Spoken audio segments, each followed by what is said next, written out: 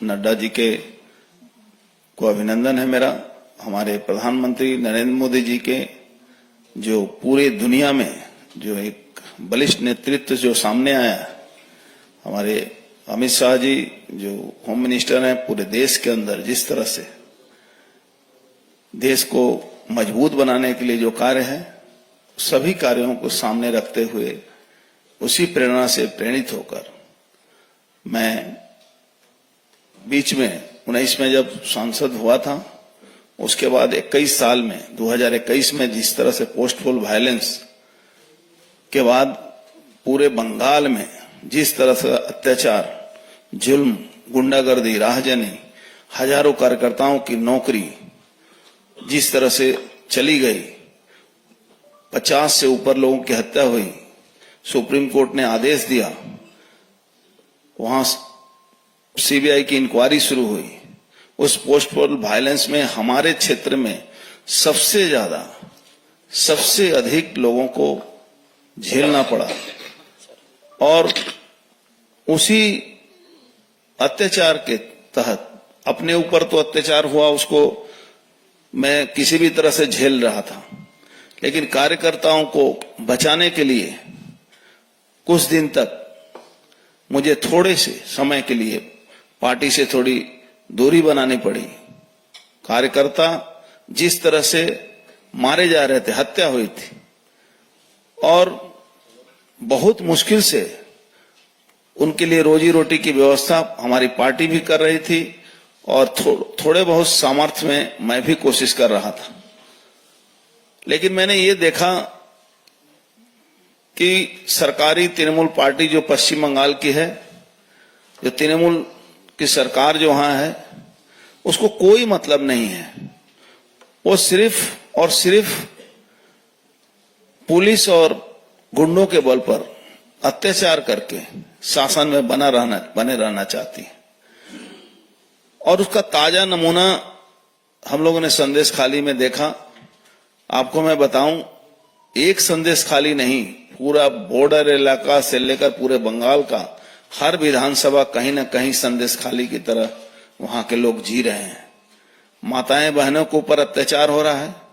आप प्रतिवाद नहीं कर सकते हैं, आप किसी को बोल नहीं सकते हैं, आपकी एफआईआर नहीं लिखी जाएगी, आपका कोई कंप्लेन नहीं लिखा जाएगा। इस तरह का अत्याचार शायद ही दुनिया में, भारतवर्ष में तो छोड़ दीजिए, दुनिया में कहीं आपको देखने को नहीं मिलेगा। और भारतीय जनता पार्टी के परिवार को जो नेतृत्व है, उनको मैं अभिनंदन करता हूं कि मैं जो थोड़े समय के लिए मैं सक्रियता मेरी भारतीय जनता पार्टी के साथ नहीं थी, उसके बावजूद भी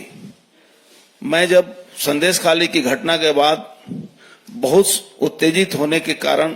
मैं जब पार्टी से संपर्क किया कि इस तरह से चुपचाप बैठा नहीं जा सकता है हमारे लिए, हम प्रतिवाद भी नहीं कर सकते हैं, हम बोल भी नहीं सकते हैं,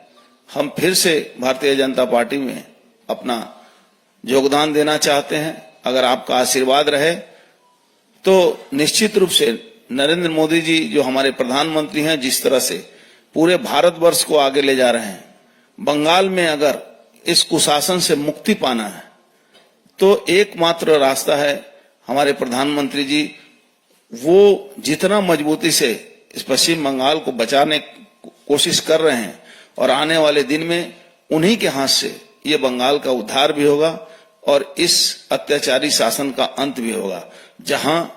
प्रशासन और गुंडे एक साथ मिलकर अपराध को अंजाम देते हैं। और जिस तरह से नरेंद्र मोदी जी का आशीर्वाद मिलने के बाद पूरे दुनिया के लोगों ने संदेश खाली की घटनाओं को देखा, वहां के हमारे कार्यकर्ता, हमारी माताएं बहनों ने जिस तरह से प्रतिवाद किया,